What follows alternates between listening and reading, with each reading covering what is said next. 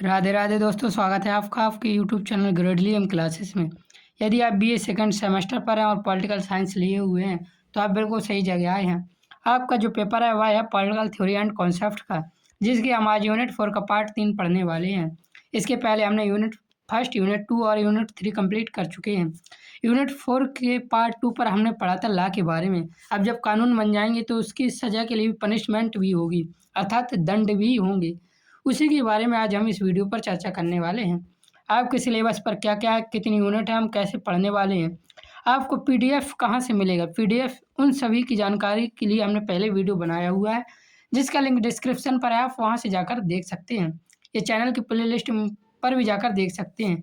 इसके पहले की वीडियो भी आप चैनल की प्लेलिस्ट पर जाकर या डिस्क्रिप्शन पर प्लेलिस्ट का भी लिंक है, आप वहाँ से जाकर देख सकते हैं। चैनल पर लाए हैं तो चैनल को सब्सक्राइब ज़रूर कर देना। और यदि वीडियो बाद में समझ आए, आपको पसंद आए तो वीडियो को लाइक भी करना। तो हम पढ़ेंगे आज थ्योरीज ऑफ पनिशमेंट, अर्थात दंड की सिद्धांत। दंड के सिद्धांतों के बारे में हम यहाँ पढ़ेंगे। तो चलिए, आपको पता जैसे कि ये हमारा थ्योरी प्लस एमसीक्यू चल रहा है। यदि आपका पेपर थ्योरी है तो आपके लिए भी ये वीडियो इंपॉर्टेंट है, और एमसीक्यू तो ज़्यादातर कॉलेज और ज़्यादातर यूनिवर्सिटी में एमसीक्यू पेपर ही आता है सेकंड सेमेस्टर में, तो उनके लिए इम्पोर्टेंट है। तो थ्योरी हम पढ़ाएंगे और वहाँ से कैसे क्वेश्चन पूछे जाते हैं, उसके बाद हमने क्वेश्चन भी लिए हुए हैं, उन क्वेश्चंस भी कराएंगे। हम कोई भी क्लास स्टार्ट करने से पहले उसकी पिछली क्लास से एक एमसीक्यू पूछते हैं, जो कि मोस्ट इम्पॉर्टेंट होता है। तो चलिए, सबसे पहले आपको एमसीक्यू देते हैं, फिर हम पनिशमेंट की थ्योरी के बारे में पढ़ेंगे। यह है हमारा क्वेश्चन दिया हुआ है, कानून संप्रभु की आज्ञा यह कथन किसका है? तो इसका सही आंसर आपको बताना है। ये पिछले पार्ट अर्थात लॉ से संबंधित क्वेश्चन है। सॉलमन का है, मैकाइवर का है, जॉन ऑस्टिन का है या रूसो का है? इसका सही आंसर कमेंट में बताएं।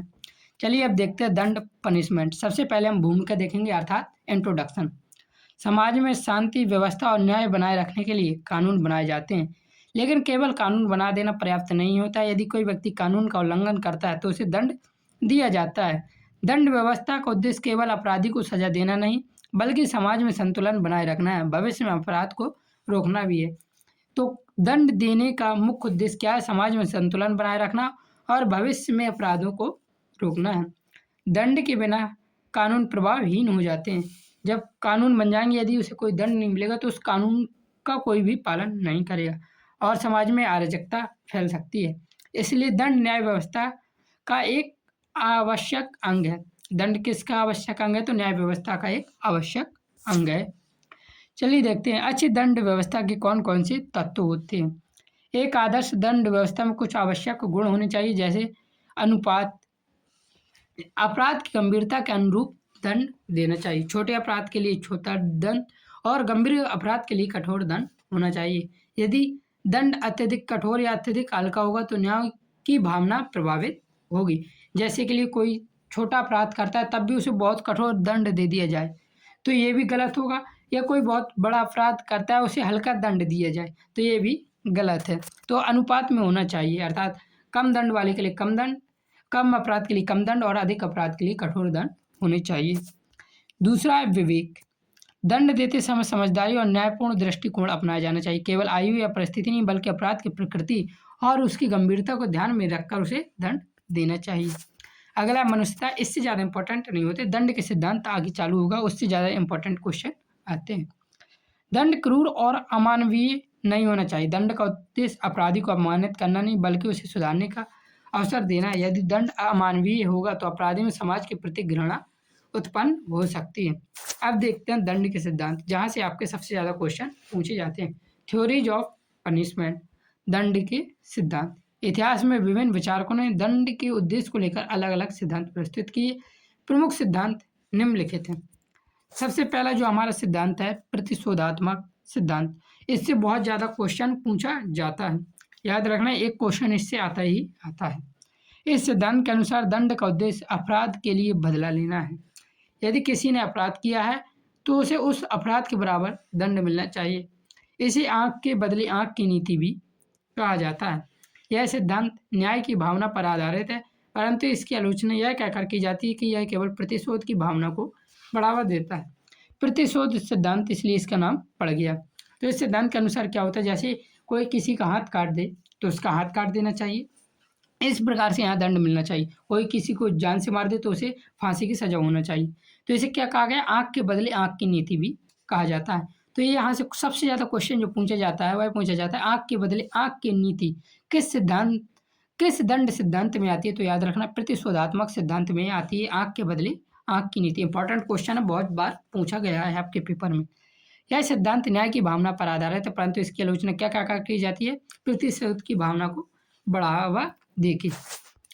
आगे देखिए जो दूसरा जो हमारा सिद्धांत है वह है निवारणात्मक सिद्धांत तथा डिटरेंट थ्योरी। इस सिद्धांत के अनुसार दंड का उद्देश्य दूसरों को अपराध करने से रोकना है। अपराधी को ऐसा दंड दिया जाए जो समाज के लिए चेतावनी का कार्य करे। इसका लक्ष्य यह है कि दंड देखकर अन्य लोग अपराध करने से भयभीत हो।